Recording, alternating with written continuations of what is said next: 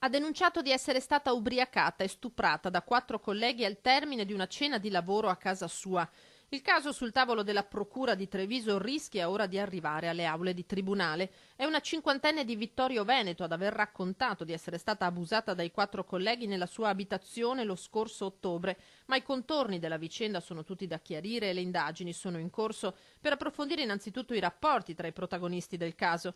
Sì, perché tra la cinquantenne e i suoi presunti aguzzini, colleghi di lavoro di età compresa tra i 45 e i 50 anni, c'erano dei dissapori legati anche a questioni economiche. La cena a casa sua doveva servire per cercare una soluzione, ma stando al racconto della donna, dopo qualche bicchiere di vino di troppo, i 4 l'avrebbero violentata. Gli accusati negano con fermezza. Confermano di essere stati da lei, di aver bevuto insieme, ma affermano di essersene andati senza che accadesse nulla e di interpretare come una sorta di ricatto la denuncia per convincerli a desistere dalle loro pretese economiche.